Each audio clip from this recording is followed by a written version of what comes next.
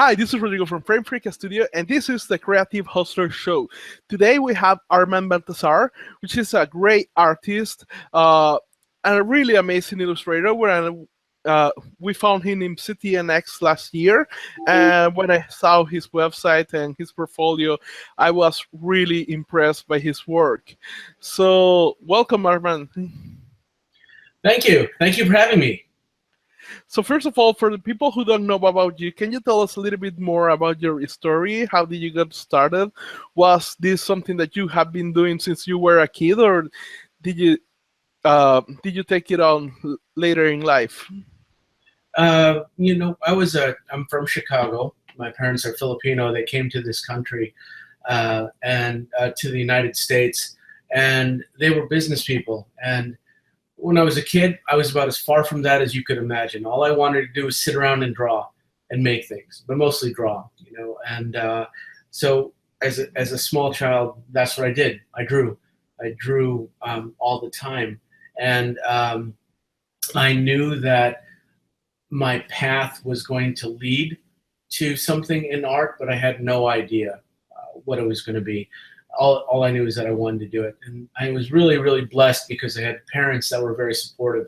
When I was a young kid, they would take me to art gallery shows and museums, and they would take me to movies like the Disney classic animated movies, and anything that had anything to do with art that would get me excited, they would get behind. And I think that was really, really helpful in kind of firing up my passion for being in art. And so I did that. I did art in school, and then when I went to high school, I had a really good teacher who encouraged me to pursue, getting really serious about it, and doing artwork. So I picked a university when I went to college that had a good art program that was near where I lived. It was good, but the problem was I hadn't yet figured out what kind of art I wanted to make. And so I went to a school that taught me how to do a lot of advertising illustration. And so that was like making artwork for products, like for hamburgers and hot dogs and things like that. And I sort of discovered that it wasn't what I really wanted to do. So I graduated from there, worked in advertising for a little bit, and then found I really wanted to do something that was more like storytelling. And so I went back to school for a second time. And this time around, I went to an art school. I went to the Art Center College of Design in Pasadena. And I was studying to be a book illustrator. I wanted to illustrate books. I wanted to make artwork that looked like the stuff I grew up with. That was like in Dr. Seuss, or in like the classic illustrated adventure novels like Treasure Island. I wanted to kind of make that kind of artwork. And when I was going through school, I took the opportunity to meet folks in the industry that did other things. And one of the most fortunate things that happened was I met some people from DreamWorks Animation, and they looked at my work and they invited me in for an interview. And so I went in with my portfolio, and they offered me a job as a background painter. They liked that my pictures told stories, and they were starting a new company called DreamWorks and going to make an animated film called The Prince of Egypt. And they asked me if I wouldn't mind joining the team and help to create the world along with other artists for the film. And that's sort of where my animation career sort of came from. It started with little pictures as a kid, to drawing hot dogs and hamburgers, to working on beautiful animated films. I've been a very blessed person in my life so far. Definitely, I can identify with that because I used to do the same when I was in school, like drawing a lot in the books and my notebooks, and teachers getting angry because I wasn't paying attention. We also went to, however, we did a longer time in the advertising industry. Like, I'm pretty sure many of our friends have seen our commercials and haven't even had a clue that we made those like supermarket things and hot dogs, like you say, and hamburgers and things like that.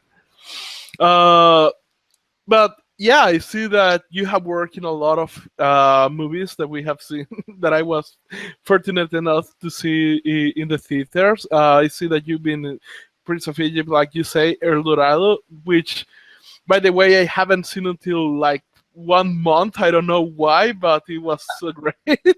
uh, I see that you work well as well in Spirit, in Sinbad. Be the movie Princess and the Frog, a lot of movies to be honest. So, how has been the experience of working in all these projects? It's been fantastic. I mean, it's been great, and it's been I think really remarkable in that I joined. I came into animation at the time when animation was evolving. So I got to have a taste of two different worlds. I got to sort of be a part of the 2D animation, which I absolutely loved. In drawing and painting, I got to work in layout.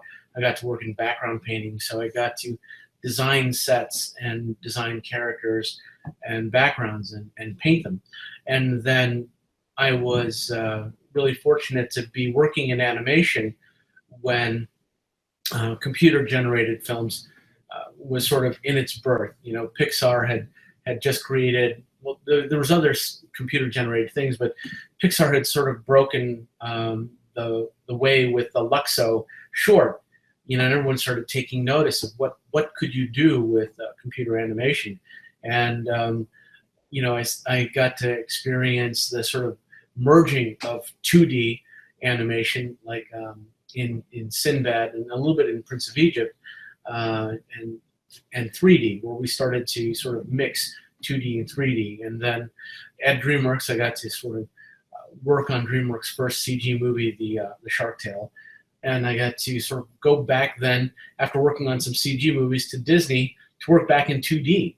And then, of course, leading to Pixar, which was making some of the very best movies around in computer graphics. So I was really, really fortunate that I got to work with three brilliant studios with all these talented artists in the three different kinds of animated films. So it was very cool. I know some animators who had a hard time when this change was happening because they were like completely stuck into the traditional animation, and I know a couple of them who even today they still hate 3D. They still want to go back to the days of 2D traditional animation. Uh, how was it for you to, like, did you have any problem trying to jump from one to the other, or did you find like easy to do the this change into 3D, 2D, and all that? To be honest with you, I fought it. A lot of us didn't want to do it.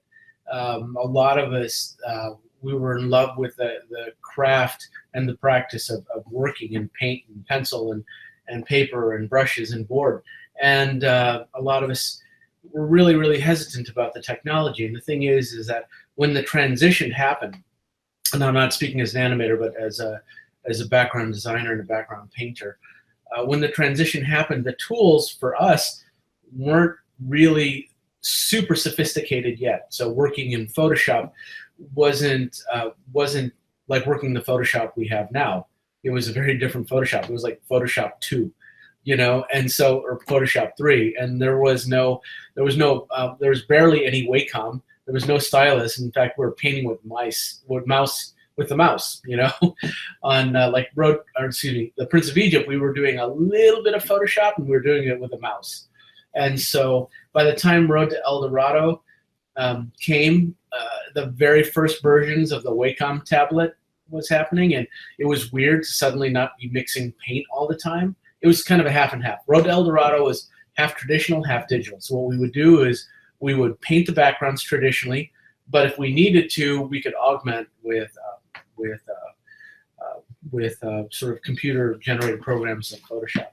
And I think that one of the things that happened for us is that when you're in 2D animation, and let's say you paint an entire sequence, right? And in that sequence, it's nighttime, and then all of a sudden the story changes, and it says, oh, you know what? This is now going to happen in the middle of the day. Well, we may have painted 300 paintings by hand, 20 people, working for months at a time. And when you make a change like that, okay, it's no longer night, it's day. Guess what? You have to go back and repaint every single painting, right? And so one of the things that we immediately realized, at least in the background painting department, was that when those changes happened in Photoshop, we could go back into our paintings and repaint the things that needed to be painted quickly and effectively, and it made us more productive. And so suddenly, or I shouldn't say suddenly, but we were starting to see the advantages of what computers could do in terms of helping make our jobs more efficient. Now, my personal preference is to paint traditionally, but to be honest with you, I love to paint digitally too. It's kind of like I love both. You know, they just offer different things.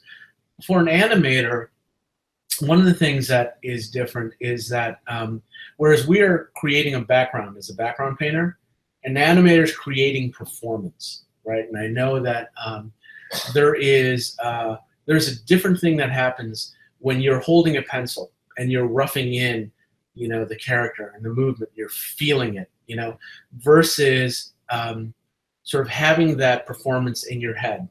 And now instead of translating to your arm and your wrist moving and gesturing and looking in the mirror and capturing your pose or your essence, now you're, you know, grabbing your tools and you're looking through your menus and you're orchestrating, you know, sliders and points and shifting and moving, and then, you know, doing things that are like 10 steps to get to the one that you used to do with a pencil and a paper.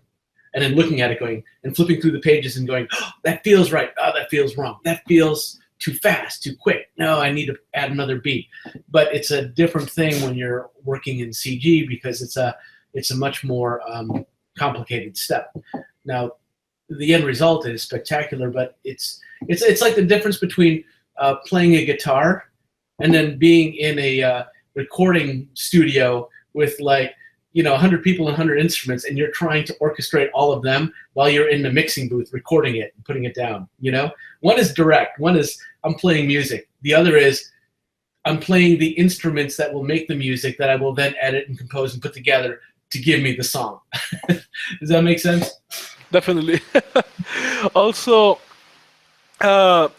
something that you just mentioned is very true, that 3D is this kind of set of tools that I think that's what the reason why many people like didn't like it, because with 2D, like, you just go, even in the computer, you have the Wacom now, like, you just go draw whatever you want and that's it, right? But in 3D, it's like you have to create the model, you have to create the textures, you have to do all these other things that is not very direct when you want to build something. Although, as you say, like, if done correctly, you get an amazing result. However, now we are venturing into a virtual reality world, and I was in Sweden for a while, and I had the luck that I was in a place called Makerspace, and they had like this whole set for virtual reality where you just like jump into the set, they give you like kind of the tools, and you could paint, like you could do a lot of designs there in 3D directly as if you were doing it like in Canvas or something like that, which I thought like was a whole different game, because now you could create your model here, your designs in 3D and do it directly, which was like the objection that most people in 2D had always had with the 3D art. However, even though virtual reality, I think, is going to take a bit longer for it to reach us on a mass level, I think it's going to become like a huge thing that is going to replace even the internet. I wanted to ask you, have you had experience with virtual reality? And if so, how do you think it's going to affect the industry? I have, and you know, the thing is I'm in complete agreement with you. Sort of what I was talking about is what I experienced with the transition of 2D to 3D, but I haven't worked on projects specifically in virtual reality. I've been invited to several studios and kind of shown the technology and got around to play with it. It is amazing. It is it's I shouldn't say ground, it's world changing, because the way that you can interact with it as a creative, let's talk about that for a moment, as an artist and how you make things. What I think, where technology is growing and excelling is in not just its sophistication, but also that it's understanding we who are using that technology need to find a way that makes it intuitive, makes it fun to create, makes it so that we can remove as many barriers from what's in here to what's out there, to the audience and what's going to live in this space. So I'm in total agreement with that. The few times I've experienced and sort of sat and looked at VR, I saw sort of a potential there that is kind of hard to grasp everything that you can do, but it's exciting, and I think it's going to change the game, not just for entertainment, but for how we learn and how we experience things. I think it's going to be fantastic. Yeah, I do think as well that virtual reality, even though it's again like it's still like 10 years away from becoming like this huge deal for everybody, or maybe a little bit more, but definitely when it comes, I think it's going to be like kind of the thing that replaces the internet, many different levels that we will see in the future. Also, on the topic of the people who want to proceed becoming a professional artist, a professional creator, what are the most common mistakes that you see most people making when they are starting out that they are not aware that they are making?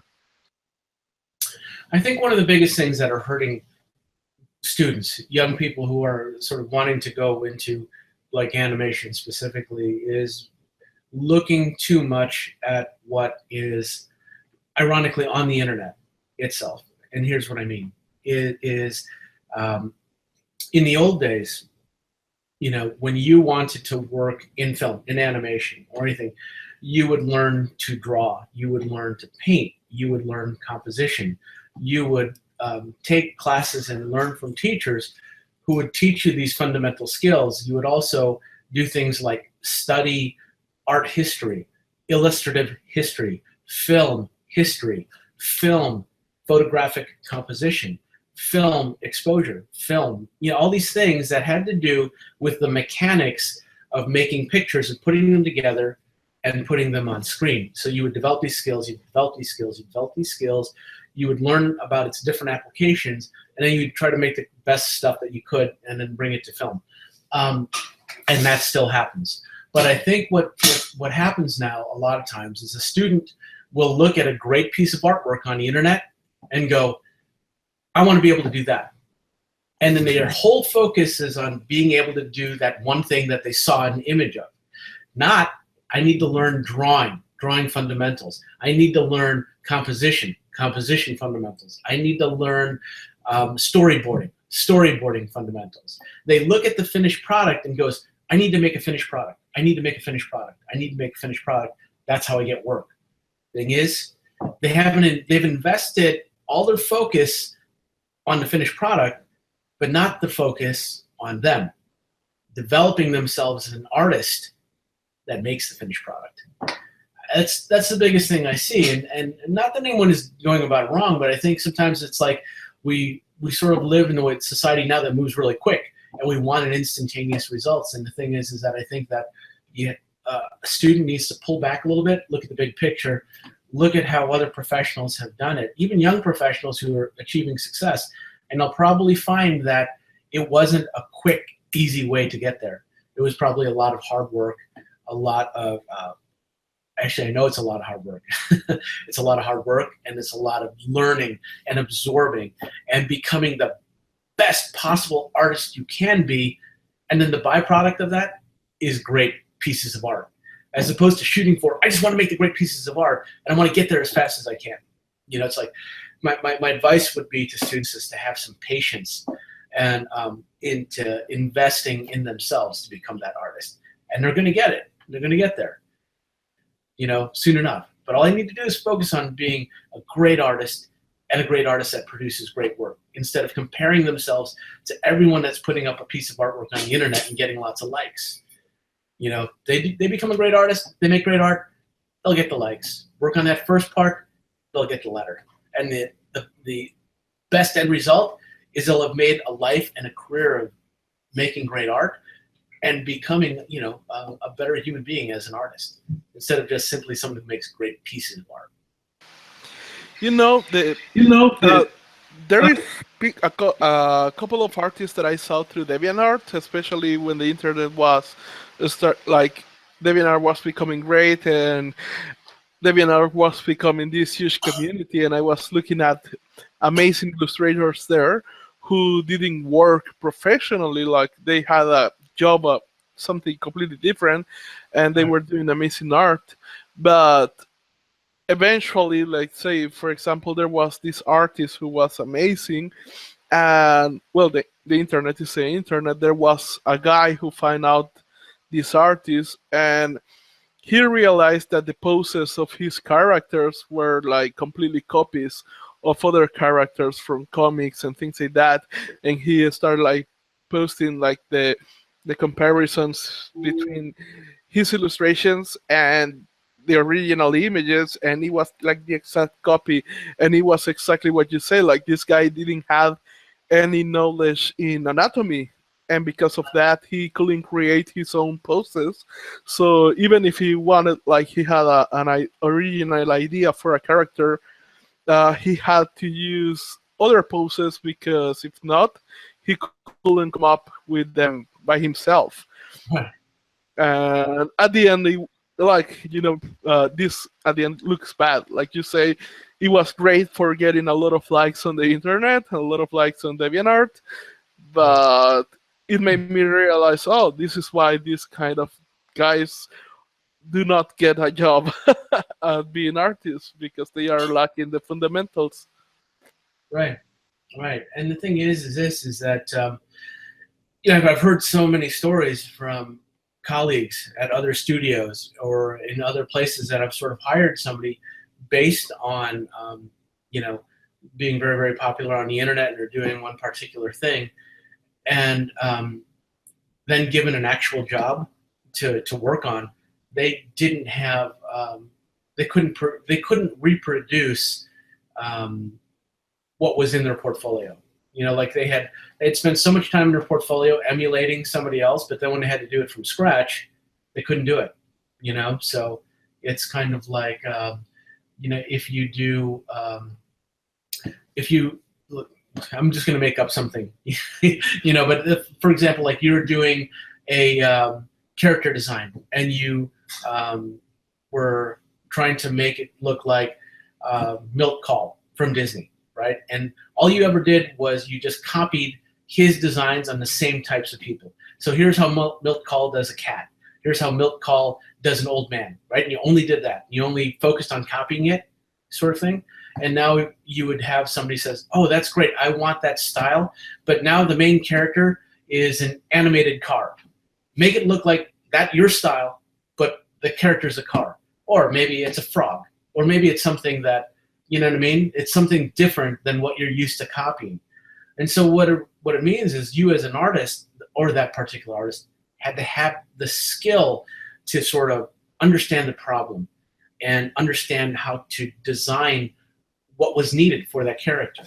As opposed to like simply make something that looks like somebody else's work and look how great it is. I mean, the thing is about what I find really misdirected for a lot of people is when you are an animation, for example, we're talking about design, right? When you're an animation designer, your number one objective is to make that design come to life, make that character come to life for the story, for the director, for whoever you're making it for. Not to simply go, look how cool I draw something. It's about actually making a character come to life so the story comes to life, so that character comes to life. Not to make it another cool portfolio piece. And I think that's sometimes missed, especially by people who just simply copy other things and are satisfied with that level of skill. because they've missed the point that it isn't about making a beautiful design; it's making the right design that happens to be beautiful.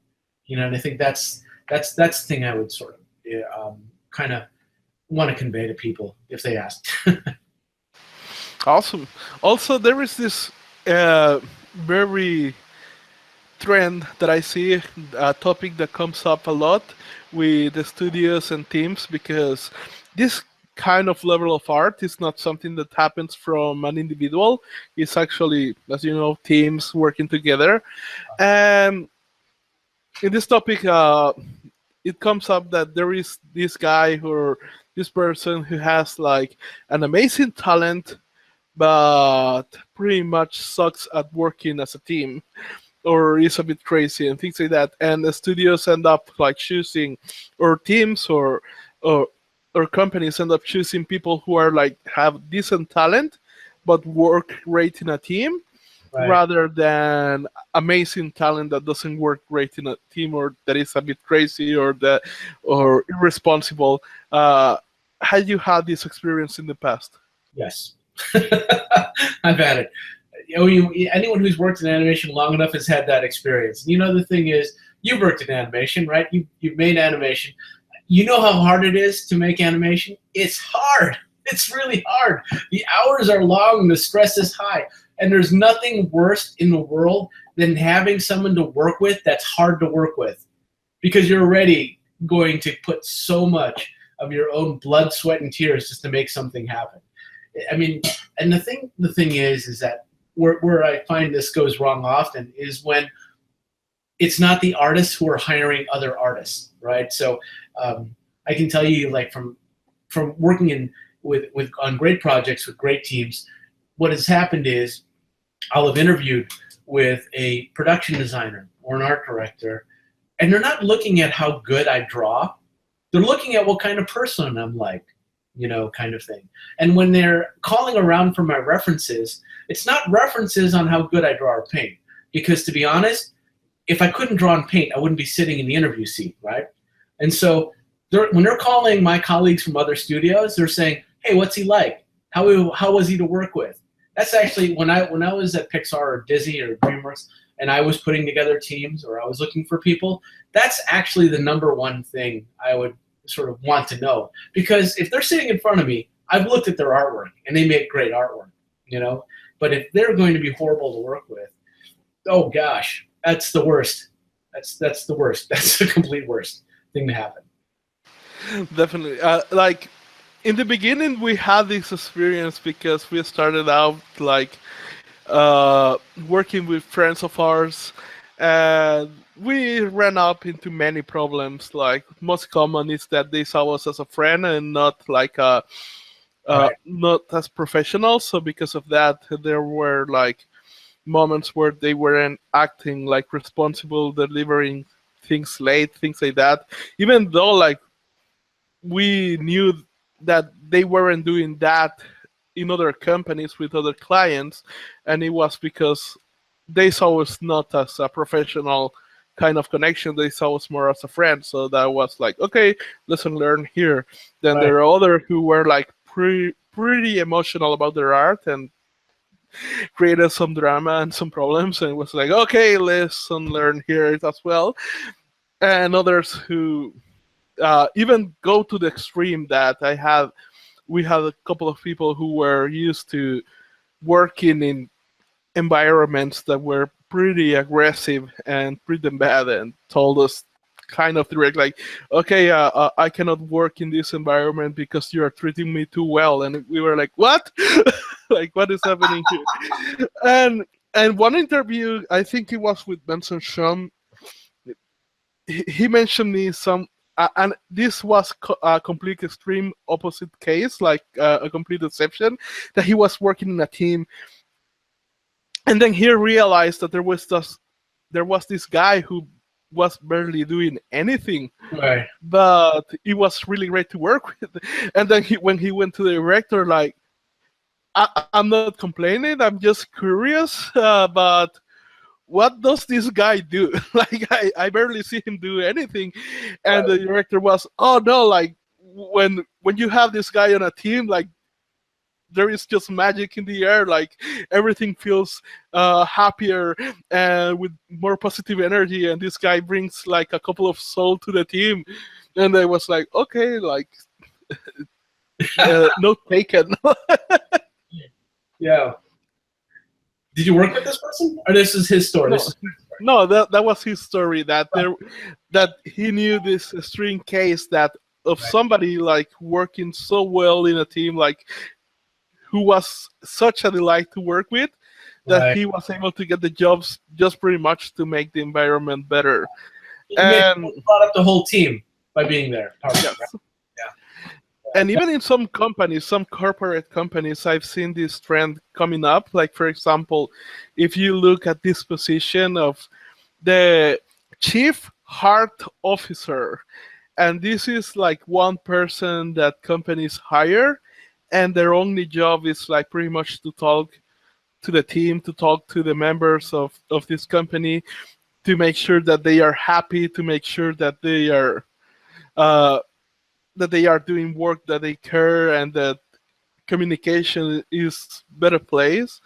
And I think maybe we are going to see a little bit more of that in the future, and Right. definitely something that I need to hire somebody else to do it because I suck at it.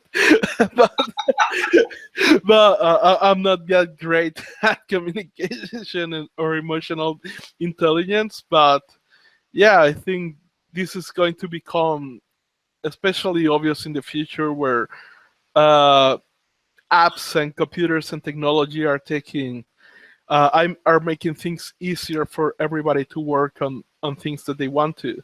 Right. So uh, something else that I wanted to ask you, this is kind of a tricky question.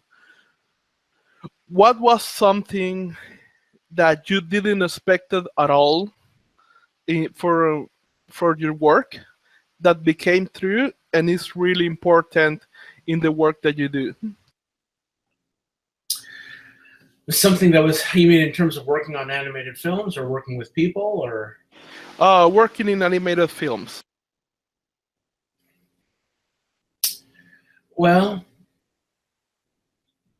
it was a shift, work going from 2D to 3D, and I think a lot of the things that was unexpected was learning how to deal with the technical aspect of working on a film, meaning that, and this kind of goes back to what you were just talking about before, it's communication, right? Um, and when you are working in an art department, and let's say you are creating designs, right? So in for example, like a Pixar or a Disney art department, you're creating designs for the director. You're trying to get him excited about this is what you want to do, right? And then at the same token, you're trying to service the story and what the shots are, right? And then after that, you're taking those designs and making them such that they can be made by other people in other departments. Now, people in other departments kind of speak a different kind of language and vocabulary because what's important to them is different than what's important to you. So in the art department, you're about trying to make a solution, solve a problem, make a design. If you are in lighting, you are thinking about, what is the lighting of a scene? What is reflectivity of the scene? What is the what is the light doing as it penetrates into the surface and bounces? How much is there? And so what you care about in order to make your job good when you're in another department might be different than what you think makes something good. And so when you have two people who are talking about what's important to them, and what's important to them is two completely different things, friction. I was not, the thing is that I went into going into an art department, whether it be 2D or 3D, going, I just need to make great art. I make great art, and I can feel pat on the back and feel satisfied. And the thing is that I found, which I was surprised, was that it's so much more than just making great art. Making great art is just the first step. Making great art that can other people can understand and help them make their art, adding to it to make it great for everybody, that's a complete other skill set. And unless you're prepared to know that, that's like going to the other thing you talked about. What I make when I do a design for Disney, I do a design for Pixar. It's not Armand Baltazar's design. This is Armand Baltazar working on a piece of artwork for Pete Docter's movie, for John Musker of Disney's movie. It's to help them make their art. And I was a part of helping them make their big art with artwork to help them. Not mine. And when you think like that, it causes a lot of problems. But when you can, I had to learn how to communicate with other people and learn how to speak their language, and I didn't expect that. I mean, I'm better for it. We all end up being better artists for learning how to work with each other. But boy, I didn't see that coming when I started out my career. On the other hand, what was something that was completely expected from you and that became true and important as well? Look, what did I end up loving that was unexpected? No, what was something that you completely expected and became true and is also important about doing art? Well, what I expected was that I was going to I expected it to be absolutely hard all the time, and difficult all the time, and heartbreaking all the time, and my knuckles would bleed, my fingers would hurt all the time, right? I expected that, and I expected that in the end I would love every minute of it. And that happened. It's why I know that I'm doing what I was meant to do. Because as much as it is heartbreaking and tough and painful, I couldn't see ever doing anything but that. Nice. Also, you have worked in different movies that have completely different setups. Like, for example, one thing is doing things in the sea, other things is in Egypt, others in like Eldorado, things like that. How do you go about learning to create art for all these different environments? A big part of it is there's like different people play different musical instruments, because they sort of they respond to that, and then there are people who can play lots of different instruments because it's not about the instrument, it's about the music. That's the way I look at it. If you are like, I've made a career out of being a film designer in animation, and I love designing films. I mean, that was my first love above all other things. So if I'm designing an underwater world, or I'm designing a location in Egypt, making paintings for that, or it's a world where all the cars are alive, or the world is inside a little girl's head and we get to see her feelings and emotions, and go on an adventure. It's about that. It's about that story. I love the story. And so when I'm asked to change a style, for me, what it is I fall in love with the story first. And then I start going, okay, in my head is a set of tools, right? A saw, a hammer, screwdriver, and I look at those tools and I go, well, what's the best way I can make, the house for this movie, and I take out the right tools for that. And then, I'm making a palace for Sinbad, and I take out the right tools for that, right? So it's not so much I care about I only want to use these tools, but I care about what I use the tools to make. And that helps me sort of approach every film, with energy and with passion. You just mentioned something that comes up not with everybody that I interview, but like people who have a lot of experience doing this, like Nathan Fox, like Stephen Silver. This is this concept that it is even hard to put it into words, but it is a concept that they tell me that when they see something that they want to make, they do not rely just on the instincts of their eyes in order to make the art. Like, they reach for whatever they want to communicate with this art, and then they just use the eyes of whatever they see, as a support tool in order to do this. Uh, and I know it's really hard to explain, but I think every time somebody answers this question is it gives you maybe a glimpse of achieving exactly that. And I know this is something that can be only achieved through massive experience and doing a lot of work. But how do you go about learning this skill of putting a message into your art and not just drawing whatever you see or whatever you want to do? Right. The thing is, I think what's important, at least what I learned from the people who mentored and taught me, and funny you mentioned Nathan. We went to school together and worked on Prince of Egypt together. So we worked on a lot of the same films and had a lot of fantastic artists who sort of taught us some great ideas. And one of the things that was imparted on us is to tell the story in the art, right? And I'll give you an example of something. Sometimes I teach visual development classes, and one of the assignments that I will give is to take a room, okay? Let's say it's the inside of a restaurant, right? Now, in that room, you're given the room, so you have to deal with the room. But in that room, you are to do a visual development painting of a horror story, and then a love story, and then a funny story, right? You can't change anything. You can't not make it a restaurant. You can't take out the tables and chairs.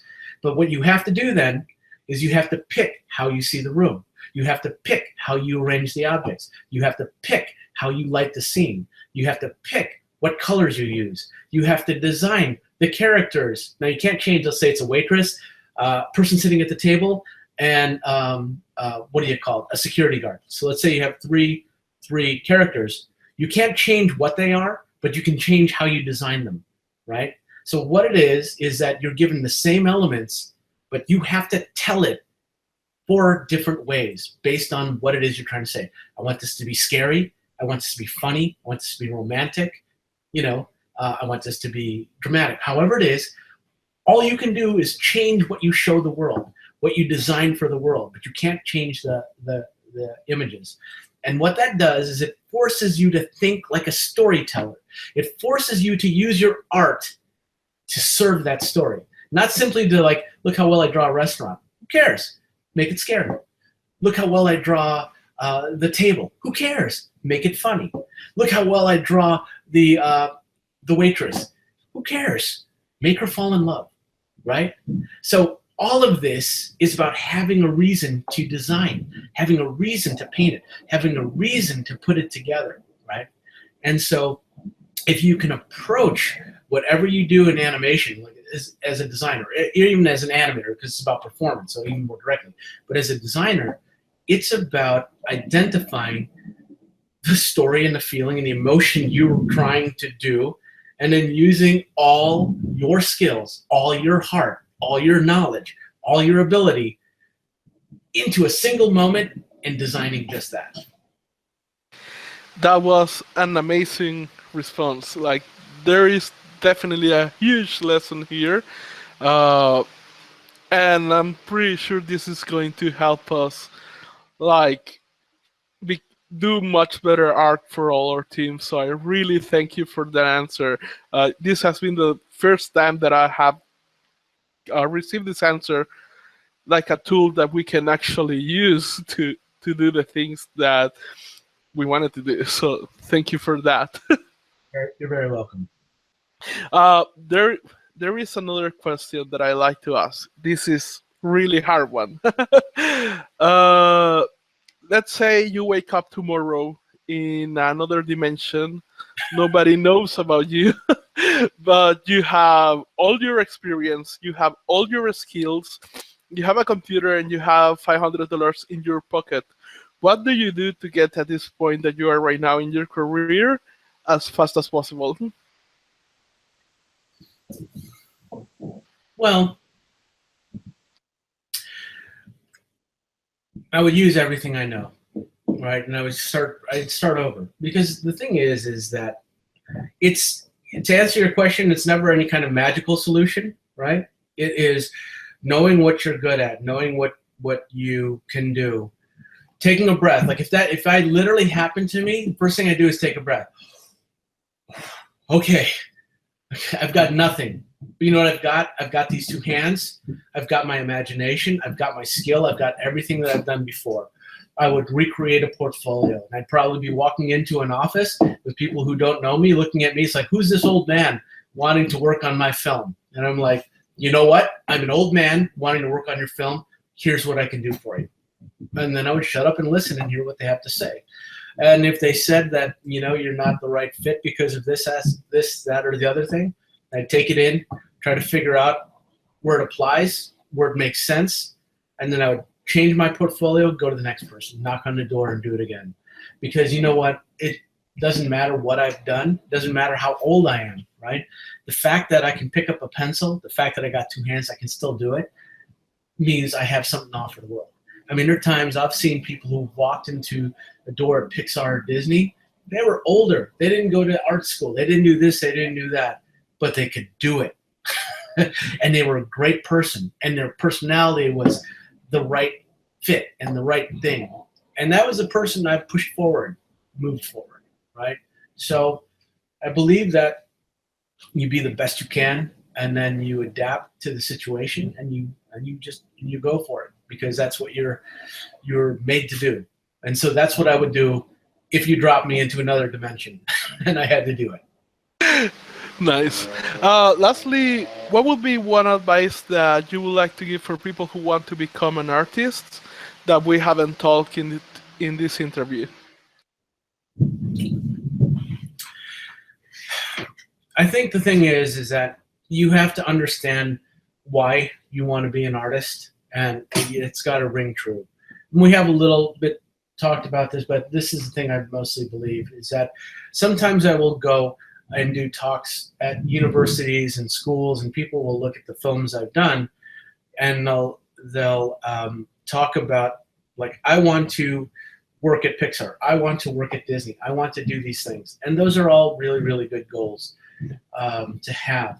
But the thing that has to be there above all else is this burning fire and love of making the art. No matter how much you fail, no matter how much you struggle, no matter how many times you run your head into a wall, you just keep wanting to go forward. Because the thing is that I'll meet somebody who will, after one or two bad drawings, they just don't want to pick up the pencil and fail again.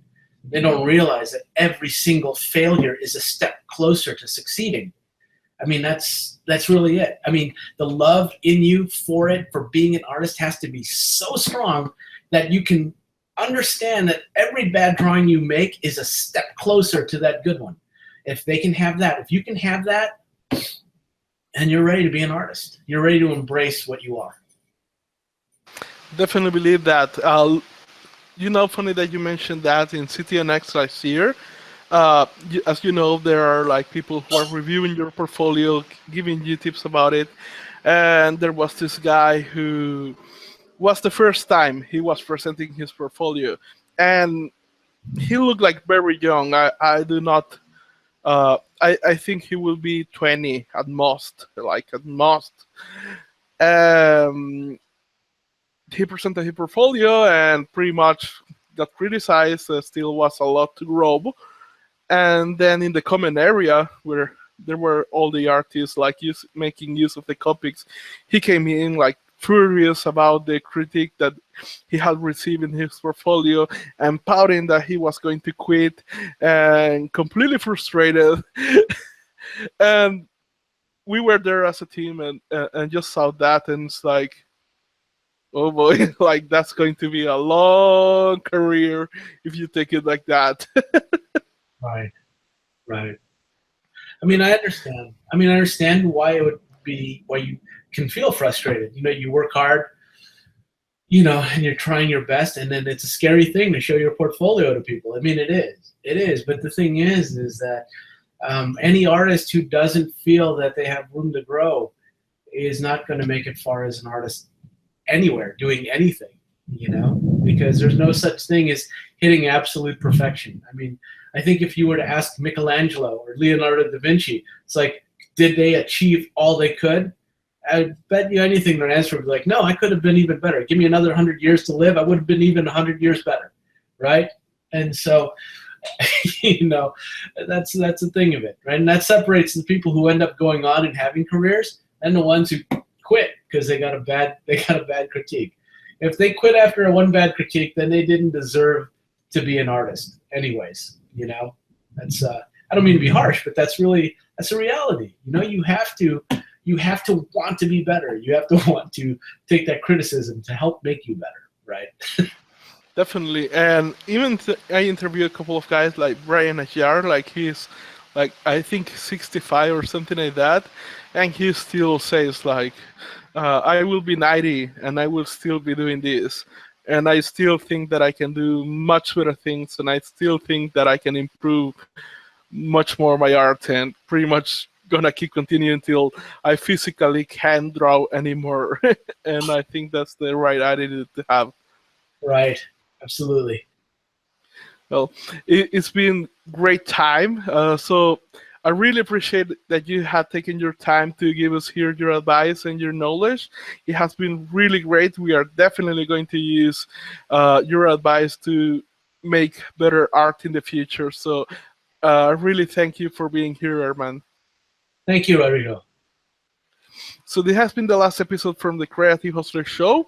And if you have liked it, please click the like button below and share this interview with your friends. Until next time.